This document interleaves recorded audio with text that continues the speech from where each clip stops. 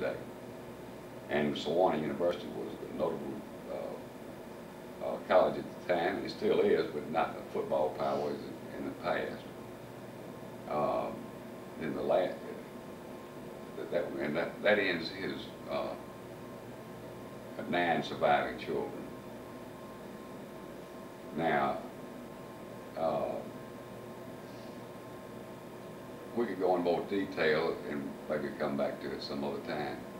But the McGeoys I know a lot less about because they were not in the Greenwood area where I grew up for near as long as the Kimbers. The Kimbers had been around there, it seemed like forever. And like I said, I don't know how far they did go back. But all I know is that I had a great-grandfather that came from Longford County in Ireland, and he settled down near the coast. I think it passed Christian. May have come in through Mobile and New Orleans, I'm not positive. I think Mobile have.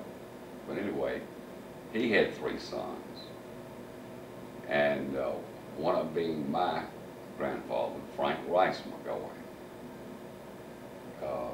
He had another son named Thomas James McGeoy, who died without issue.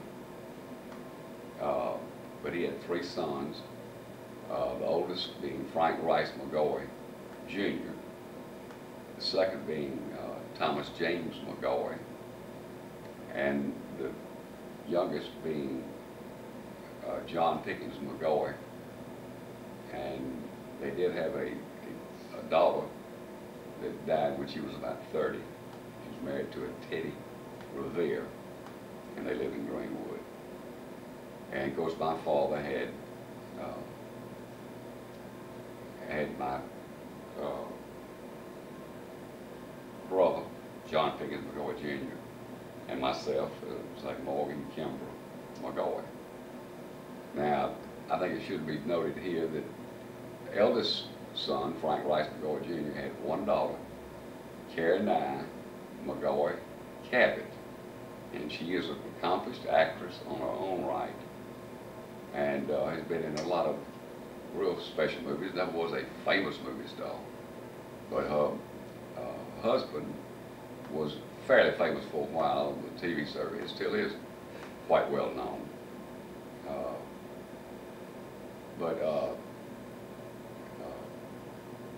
And now the other son, Thomas James McGeoy, had finished the Naval Academy, was on the Olympic wrestling team, and died having 1 son who is a prominent doctor in Daly, California. As a matter of fact, the last time I had a conversation with his son, he told me he was head of medical services there.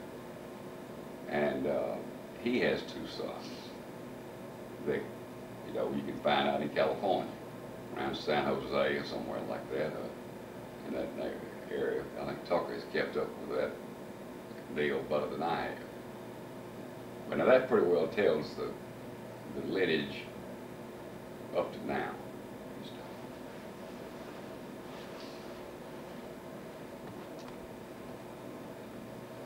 Tucker's asked me to expound a little bit more on Judge Kimber, my great-grandfather, and he was quite